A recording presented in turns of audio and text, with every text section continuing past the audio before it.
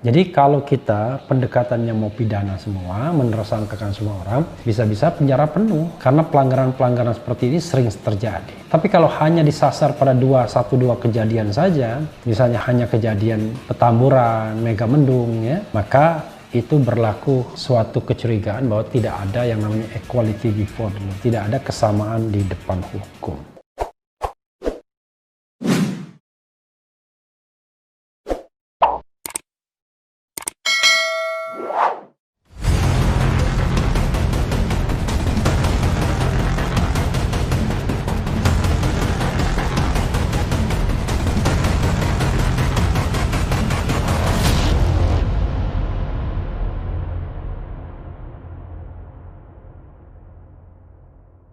Assalamualaikum warahmatullahi wabarakatuh, Sobat RH sekalian. Jumpa lagi kita di channel yang keren ini. Keren cadas. Keren cadas ya. Ini ada berita yang lagi hot ya, yaitu Raffi Ahmad ikut pesta usai vaksin, Ahok dan sejumlah selebriti hadir ya. Kira-kira mau dijadikan tersangka enggak ya? Barangkali enggak ya. Dan lagian juga memang jadi Presiden Habib Rizik ini membuat penegak hukumnya jadi sulit untuk menjalankan yang namanya equality before the law ya. Jadi kerumunan Habib Rizik ditersangkakan, bahkan dianggap melakukan penghasutan, tapi kerumunan lainnya ya barangkali hanya cukup disesalkan saja atau cuma ditanya-tanya ya. Tapi kita lihat coba ya, kita tes ya. Mudah-mudahan berlaku equality before the law ya. Kita lihat. Jakarta, artis Raffi Ahmad ikut pesta setelah divaksinasi perdana di istana dan menjadi sorotan. Komisaris Utama Pertamina Basuki Cahayapurnama alias Ahok dan sejumlah artis hadir. Perihal pesta yang diikuti Raffi Ahmad ini diketahui dari screenshot atau tangkapan layar IG story sejumlah selebgram.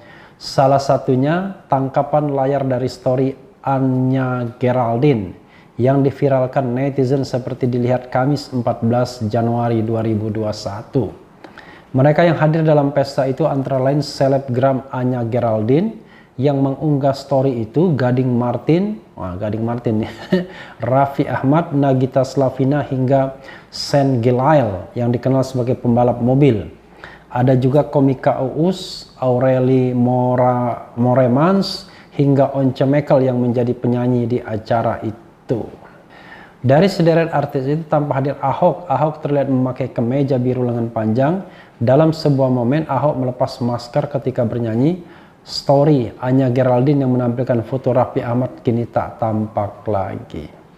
Pesta ini jadi sorotan netizen karena Raffi Ahmad baru saja divaksinasi. Raffi Ahmad yang tampak abai protokol kesehatan dari story itu mendapat kritik. Pihak istana sudah menanggapi perihal kontroversi Raffi Ahmad. Istana akan menasihati Raffi Ahmad. Cuma dinasihati saja ya. Kami akan nasihati, ujar Kepala Sekretariat Presiden Heru Budi Hartono saat dihubungi Kamis 14 Januari. Secara terpisah, juru bicara vaksinasi COVID-19 Siti Nadia Tarmizi meminta kepada Raffi Ahmad menjaga protokol kesehatan prokes meski sudah divaksin, sebab vaksinasi tidak cukup menjaga diri dari sebaran virus corona. Iya, seharusnya kita tetap menjalankan prokes ya, walau sudah divaksinasi, karena vaksin saja tidak cukup melindungi kita, dan saat ini vaksin membutuhkan waktu untuk dapat membuat antibodi ya. Jadi tetap jaga diri dengan mematuhi prokes dan menjalankan 3M katanya. Ya. Itu tadi ya Sobat RH sekalian mengenai Raffi Ahmad ya yang malah ikut pesta usai menerima vaksin. Sobat RH sekalian, masalahnya adalah ada dua hal. Pertama soal kepantasan, karena Raffi Ahmad dianggap sebagai influencer ya. Karena itu sebagai orang yang sangat dikenal dan juga subscribersnya banyak, followersnya juga banyak. Maka diharapkan dia bisa memberikan contoh terhadap vaksinasi COVID-19 yang terus terang banyak diragukan oleh masyarakat. Karena itu dia diharapkan menjadi frontliner memberikan contoh. Tapi sayangnya dia tidak menjaga sikap. Setelah mendapatkan vaksinasi, malah dia tidak menjaga protokol kesehatan dan itu tertangkap di dalam screenshot ya yang diunggah dari sebuah akun Instagram atau IG story ya, Instagram story. Lalu berikutnya adalah persoalan pelanggaran protokol kesehatan. Nah, kalau kita mau bicara equality before the law ya, kira-kira ini pelanggaran seperti ini diproses nggak oleh kepolisian? Karena pelanggaran juga. Karena kalau kita bicara tentang pelanggaran pasal 93 itu, kalau mau diterapkan ke semua orang, bunyinya adalah ya, mereka yang tidak mematuhi penyelenggaraan kesehatan masyarakat atau menghalang-halangi penyelenggaraan kesehatan masyarakat dapat diancam hukuman 1 tahun penjara dan atau denda 100 juta rupiah. Dari awal saya mengatakan ya bahwa kasus yang seperti ini harusnya didekati dari sudut administratif, sanksi administratif, tentu preventif juga. Salah satu preventifnya adalah tentu sosialisasi ya, melakukan himbauan dan lain sebagainya. Tapi law enforcement-nya ketika terjadi kerumunan seperti ini ya bisa dibubarkan. Jadi kalau misalnya melawan petugas, nah barulah bisa dikenakan tindak pidana atau sanksi pidananya. Jadi tidak seperti dalam kasus Habib Rizik, petugas keamanan ada di tempat, ya mulai dari Satpol PP, polisi hingga TNI, tapi mereka tidak berinisiatif untuk membubarkan kerumunan tersebut seandainya memang itu dianggap berbahaya dan melanggar protokol kesehatan. Malah kemudian langsung main mentersangkakan. Padahal pada saat kejadian itu BNPB misalnya memberikan masker gratis yang menunjukkan seolah-olah ada endorsement terhadap kegiatan tersebut. Yang penting adalah menggunakan masker. Jadi kalau kita pendekatannya mau pidana semua, menersangkakan semua orang, bisa-bisa penjara penuh. Karena pelanggaran-pelanggaran seperti ini sering terjadi. Tapi kalau hanya disasar pada 1-2 kejadian saja, misalnya hanya kejadian Petamburan, Megamendung ya, maka itu berlaku suatu kecurigaan bahwa tidak ada yang namanya equality before the law, tidak ada kesamaan di depan hukum. Apalagi dalam kasus rame-rame pesta ini ya, kita tahu bahwa DKI sedang mengadakan pengetatan PSBB dan itu berlaku tanggal 11 Januari sampai tanggal 25 Januari. Tapi ada pesta seperti ini, ya kan? Ada pesta seperti ini, maka harusnya itu pelanggaran yang luar biasa. Tapi kira-kira polisi mau tidak menindaklanjutinya secara tegas atau sekedar mengklarifikasi saja? Hanya sekedar tanya-tanya sudah itu selesai, gone with the wind.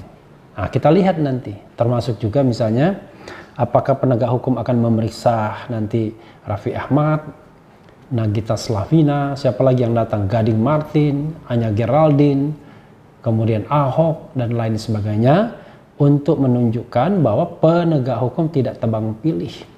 Apalagi ini diperlakukan PSBB yang diperketat. Pada kasus Petamburan waktu itu PSBB transisi, bukan PSBB yang diketatkan lagi. Sekarang berada dalam tarik rem. Jadi kalau dilihat gradasinya, ini justru kondisinya adalah kondisi yang dimana rem ditarik lagi oleh Gubernur Anies Baswedan. Nah, kira-kira apakah akan ada sanksi lebih lanjut kepada mereka-mereka yang justru mengadakan pesta ketika rem darurat ini ditarik? Ini kan menarik, ya. Menarik jadinya. Kita tunggu saja bagaimana sikap istana, sikap penegak hukum, dan bagaimana kita melihat nanti soal ini ditindaklanjuti. Jadi sekali lagi Sobat Era saya katakan, bernegara itu memang harus adil. Tetapi hukum itu tidak digunakan untuk menghukum. Hukum itu digunakan untuk menjaga ketertiban. Dan kalaupun harus digunakan penegakan hukum pidana, maka dia haruslah menjadi the last resort. Haruslah menjadi upaya terakhir. Jadi ultimum remedium. Jadi upaya terakhir baru menggunakan hukum pidana. Apalagi sampai pada penahanan. Itu lebih terakhir lagi sesungguhnya. Karena penahanan itu merampas kemerdekaan orang yang belum tentu salah. Kalaupun salah, gradasinya bukan kejahatan yang berat, tapi pelanggaran. Kalau protokol kesehatan itu dianggap pelanggaran berat, maka persepsinya sama dengan apa yang dilakukan Raffi Ahmad, Ahok, dan para selebritis lainnya.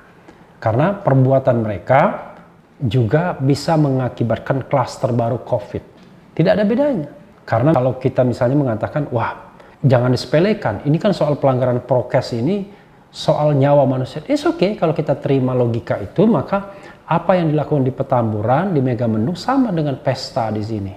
Bahkan pesta ini juga sangat berbahaya karena dilakukan di sebuah ruangan di mana kita tahu bahwa itu sifatnya tertutup dan justru kalau memang ada yang terkena COVID lebih mudah lagi untuk penularan atau memunculkan klaster baru. Tapi sekali lagi sobat era sekalian, hukum itu sering subjektif, tergantung hati kita. Kadang-kadang kalau kita melihat barangkali orang yang kita tidak setujui, maka hukum berlaku kepada dia setajam-tajamnya. Tapi kalau orang itu kita sukai, kebetulan pendukung kita, barangkali selalu ada hukum yang pemaaf-maafan ya. Jadi dimaaf-maafin ya. Padahal kalau ditanyakan kepada saya, harus berlaku equality before the law, tetapi pilihannya sobat era sekalian bukan pilihan memidanakan. Pilihannya adalah pilihan untuk bagaimana sama-sama menyadarkan prevention orang-orang yang melanggar prokes, dan kalau terjadi kerumunan atau keramaian, penegak hukum harus cepat-cepat membubarkan keramaian tersebut. Dan kepada mereka yang melakukan keramaian tersebut, mereka didenda, bila perlu denda yang sebesar-besarnya. Kalau melawan, nah barulah itu namanya pemidanaan karena melawan petugas. Jadi sering sekali masyarakat yang disalahkan karena melanggar sesuatu, padahal pelanggaran itu terjadi karena aparat tidak tegas atau negara tidak berlaku adil, tidak menerapkan equality before the law. Mungkin saja mereka-mereka yang berkumpul di situ merasa bahwa mereka anak emas negara, sehingga tidak mungkin diapa-apakan, tidak mungkin dikotak-katik dan lain sebagainya dan lain sebagainya. Jadi sobat daerah sekalian, sekali lagi mudah-mudahan kita bisa belajar bernegara jauh lebih baik ya, untuk adil kepada semua anak bangsa, adil kepada siapa saja tanpa mempedulikan aliran politiknya, dan hukum ditegakkan seluruh-seluruhnya. Yang penting tetap di channel ini, karena di channel ini Anda akan dirayu, ditipu, dibaperin, dicecar, diuber pula di jalur khusus. Karena channel ini adalah channel yang mengancam, memeras, dan membenci. Jangan lupa subscribe, like, comment, and share. Cia.